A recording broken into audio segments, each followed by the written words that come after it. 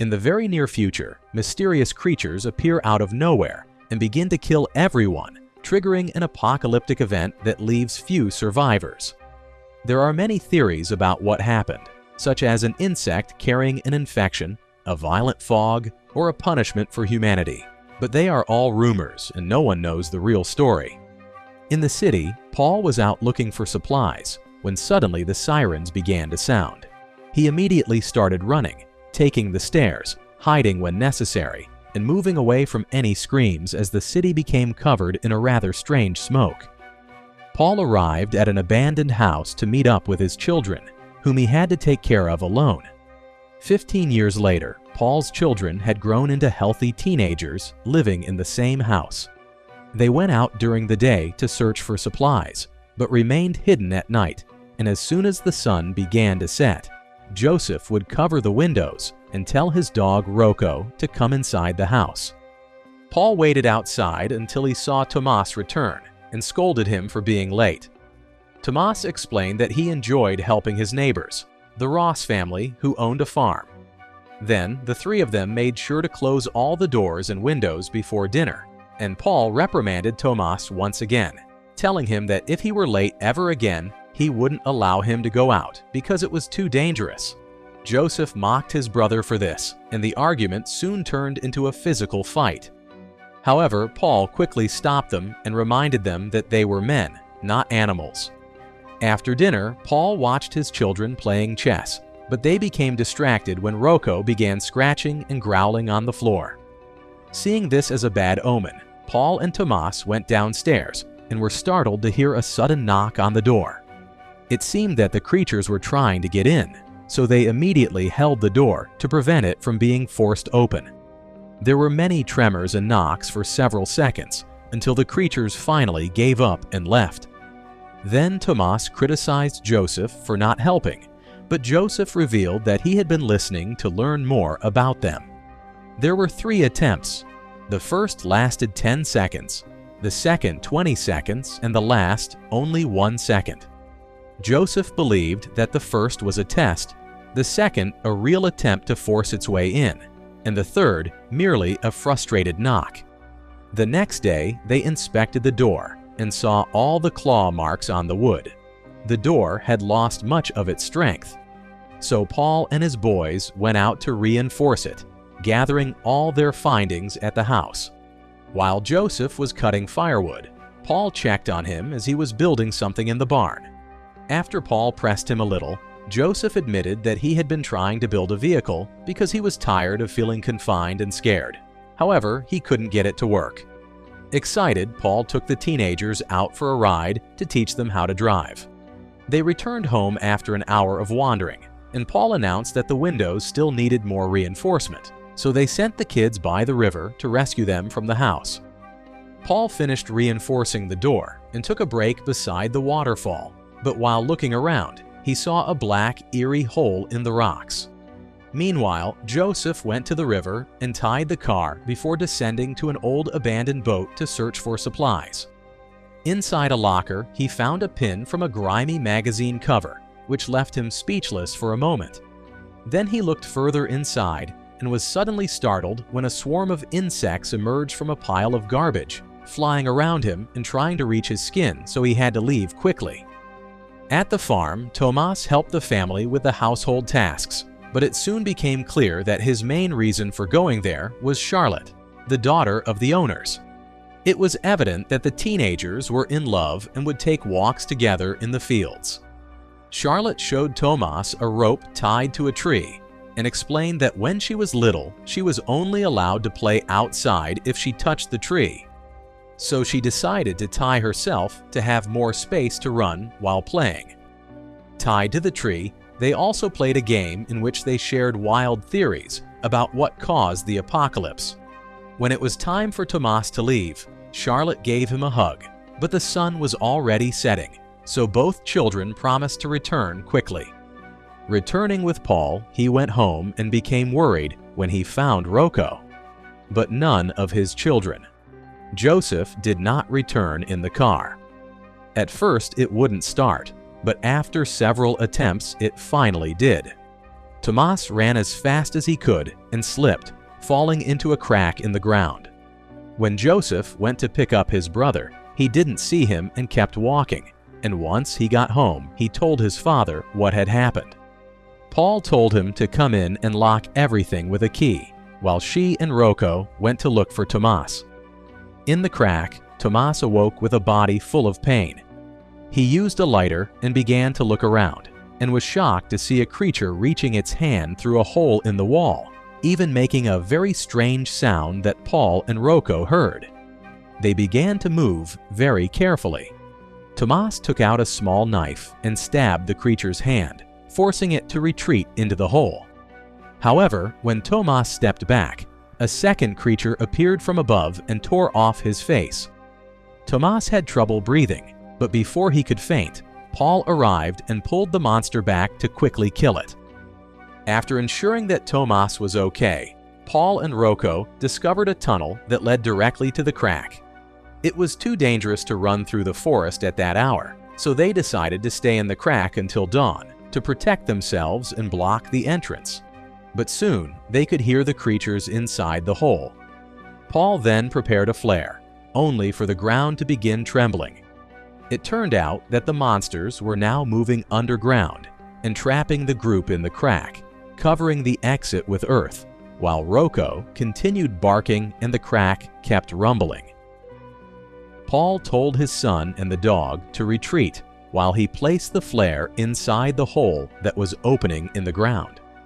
When the creatures tried to approach, Paul created a small explosion that, unfortunately, also hit him in the house. Joseph heard many creaks and began to formulate a plan. Minutes later, he sat in front of the front door with a rope tied to a chair and fell asleep. Soon, a creature moved within the wood that covered a hole in the door and stuck its hand inside, causing its claw to grow as it checked if Joseph was truly asleep.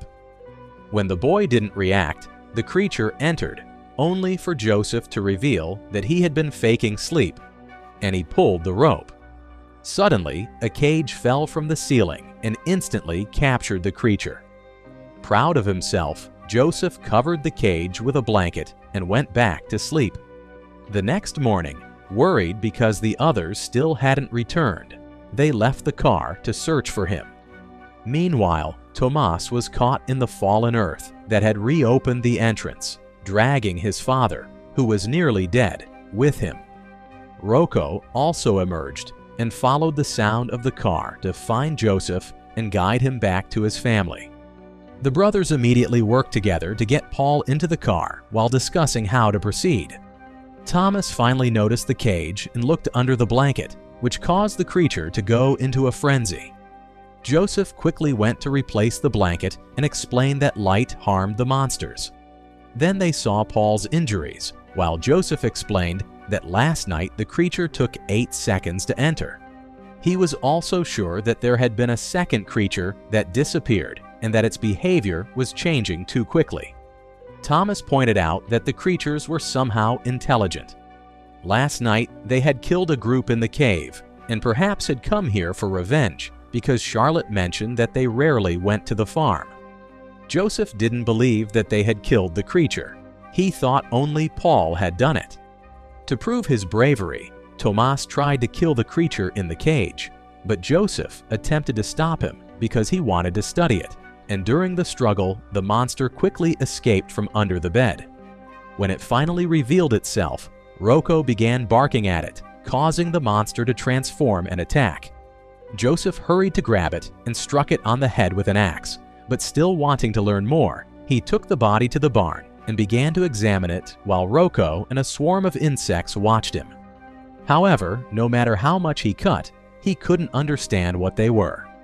Then Thomas said that he should take Paula to Charlotte's farm because she had a better house and proper medicine. Joseph didn't believe they could help him, but Thomas forced him to go anyway.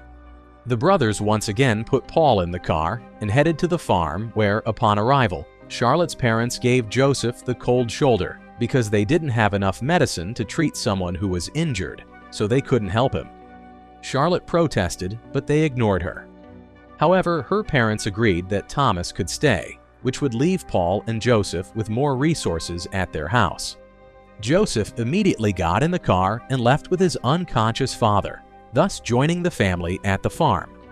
Later, Charlotte shared a good meal with Thomas and showed him some of her belongings, things Thomas had never seen before, which led to a romantic moment, and they even kissed. However, Charlotte's father discovered them and sent his daughter to another room on the way back. Joseph then noticed the sheep running around in fright and a lot of dirt everywhere, which meant that the creatures were moving underground. When he arrived home, he saw a dirt path near the wall, so he feared that the monsters might be beneath their house. After taking care of his father, Joseph went to the barn and began gathering items to form a new plan. But while moving around the house, he stepped on a carpet and found a hole, leading him to conclude that the monsters were already inside the building. At the farm, Charlotte found Thomas in the kitchen. She was still worried about her father, so she wanted to find some medicine to leave with, and Charlotte gave him the medicine and thanked him with a hug while promising to return. Unaware that someone was listening to them, Thomas ran, but before he could reach the door, a farm worker pointed his weapon at him, accusing him of stealing. Desperate, Thomas tried to explain that Charlotte had given it to him, but the man didn't believe him at all. All the employees then gathered and dragged Thomas to the barn, where they played music to cover up what they were about to do. They grabbed Thomas's legs and one man prepared to shoot them, but at that moment, a hole appeared and the shot failed. The other men ran to see how he was doing, while a creature jumped into the hole. In the main house, Charlotte's parents woke up when they heard the noise. The father lit a candle to go investigate, only for a creature to enter the room and attack him. The candle immediately fell, causing a fire, while the monster jumped from the father to the mother, trying to kill them both.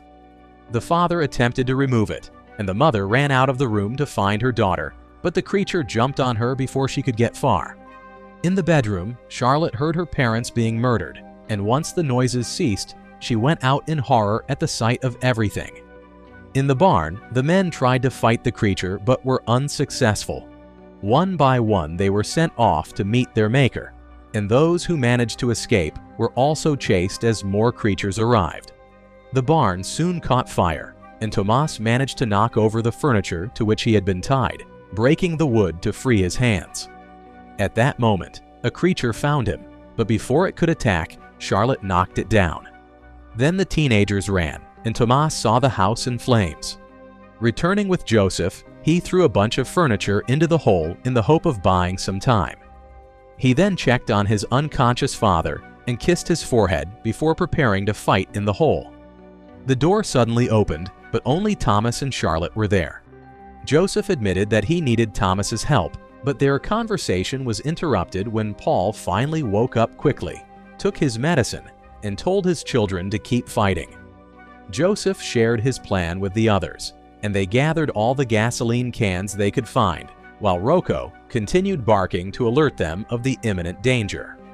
The group also moved an old freezer into the house, after which Thomas and Charlotte began reinforcing all the remaining windows, while Joseph poured gasoline on all the furniture and added every explosive object he could find, leaving one of his father's cigarettes to burn slowly. First, a creature descended down the chimney in the room with Paul, and from another hole, another monster emerged and crossed the door, which Thomas took advantage of by stabbing it from behind. A third one went after Charlotte, and she quickly knocked it down. Then the duo ran to join Joseph, and they began moving the freezer again, only for the door to open behind them, revealing that Paul had gotten up, covered in blood because he had killed the monster from the chimney. Paul took Charlotte's weapon and started firing at the ground to hit the creatures underneath. However, the horde was enormous and soon appeared in the hallway, running toward him. Paul kicked the first one to cause a shake, and his weight made most of the creatures fall to the ground. Some monsters still managed to stay, but the teenagers ran to kill them. Instead of following them, Paul closed the door and stayed behind to buy them time.